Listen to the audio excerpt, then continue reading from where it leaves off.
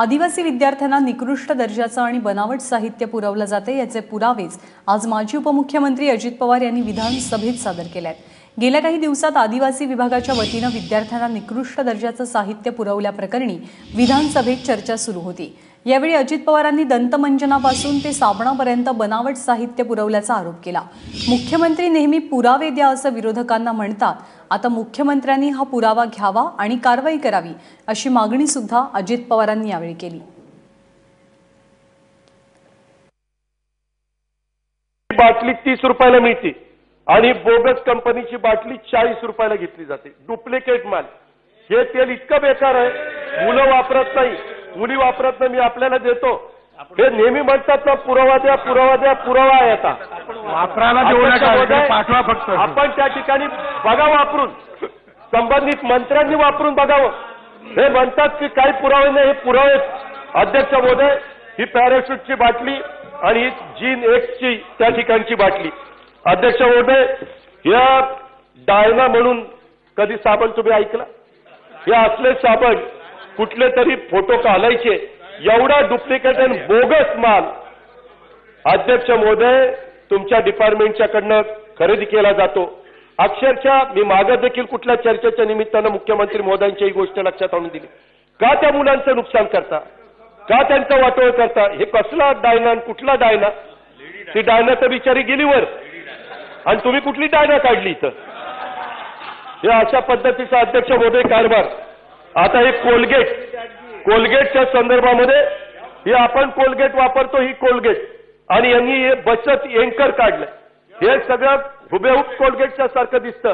हे घ्यायला पाहिजे, त्याच्याऐवजी हे घेतले, सगळे डुप्लिकेट। हे कशा पद्धतीचा कारभार चाललाय अध्यक्ष महोदय बघा।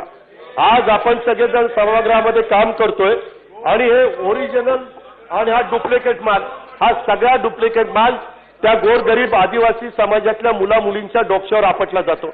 अरे मेलेल्या लोकांच्या टाळूवरचं लोणी खाण्याची अवलाद अशी का जन्माला जर आलेली असेल तर दुर्दैव या महाराष्ट्राचं।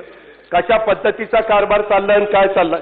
अध्यक्ष महोदय, हे साबण आपण ते रीन वगैरे काय इथं विश्वास कुठे ऐकलंय का? विश्वास साबण कुठलं भंगारमधनं काढलाय आणि इथं लोकांना विकतात। त्याचा पुरवठा करणारा मॅन्युफॅक्चर पण तयार नाही।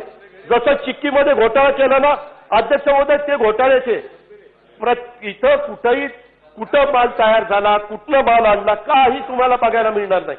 त्या पद्धतीच्या करोडो रुपयाची खरेदी आणि त्याच्यामध्ये कुणी त्या ठिकाणी आमच्या आदिवासी भागातल्या मुलांना मुलींना त्याच्या संदर्भातली माहिती त्या ठिकाणी मिळत नाही।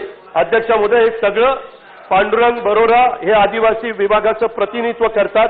त्या सन्माननीय आमदारांनी तिथं शाळेमध्ये जाऊन मुलं मुली त्यांना भेटली आणि त्याच्यात भाऊसाहेब तुम्ही सिनियर आहात, बावनकुळे साहेब तुम्ही सगळे इथं आहात, आपल्याला एवढंच करायचं की ह्याच्यामध्ये कोण दोषी असेल, जर मंत्री दोषी असेल तर मंत्र्याला घरी पाठवा। त्याच्या संदर्भात खडसे साहेबांच्यावर अजून दोष सिद्ध करायच्या आधीच घरी पाठवून दिलं। हे कसं चालतं?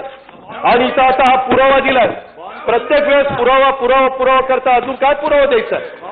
त्याच्या संदर्भामध्ये कोण जबाबदार आहे? अध्यक्ष महोदय, ह्याच्यात सचिव जबाबदार आहे, ह्याच्यामध्ये आयुक्त जबाबदार, ह्याच्यामध्ये कोण जबाबदार आहे? मंत्री जबाबदार आहे, राज्यमंत्री जबाबदार आहे। हे सभागृहाला कळलं पाहिजे। महाराष्ट्रातल्या जनतेचा कर रूपाने आलेला पैसा आदिवासी समाजाला जो मिळतो तो तुम्हाला उधळपट्टी करायला आणि कशाही पद्धतीनं खरेदी करायला त्या ठिकाणी दिलेला नाहीये। आणि त्याच्यामुळे अध्यक्ष महोदय, याच्या संदर्भात अन्नधान्य 7 दिवसाचाच किराणा पुरवला जातो। पूर्वीच्या सरकारमध्ये 3 महिन्याचा किराण्याचं सामान उपलब्ध केलं जायचं। मुख्याध्यापकांना तुटवडा पडल्यास बाजारातून ते विकत आणावं लागतं।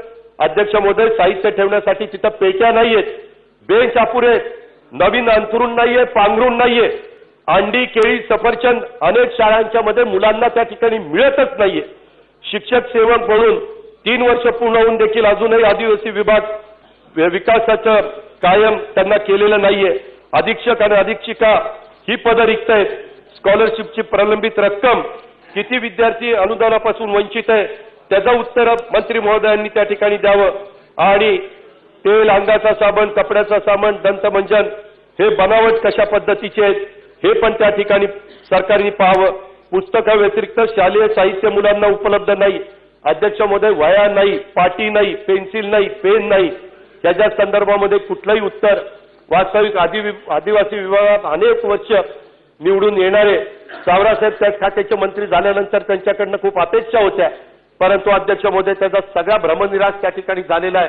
आणि म्हणून या पुरवणी मागण्याच्या निमित्तानं मी सभागृहामध्ये ही मागणी करतो की याच्या संदर्भात जे कोणी दोषी आहेत त्यांना ताबडतोब त्या ठिकाणी शासन झालं पाहिजे. अध्यक्ष महोदय, राज्यातल्या अंगणवाड्या छताविनाच आहे. 40% अंगणवाड्यांवर आता स्वतःचं हक्काचं छत मंत्री महोदय त्या ठिकाणी नाहीये. अनुदान आहे तर जागा नाही, जागा आहे तर अनुदानाची प्रतीक्षा संपत नाही.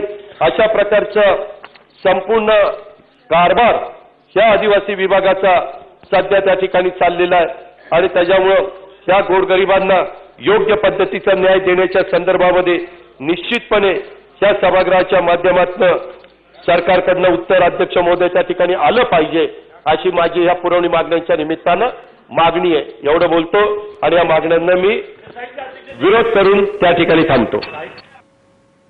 तर आदिवासी विद्यार्थ्यांना निकृष्ट दर्जाचं साहित्य कसं पुरवलं जातंय हे पुराव्यांनिशी अजित पवार यांनी विधानसभेमध्ये स्पष्ट केलं.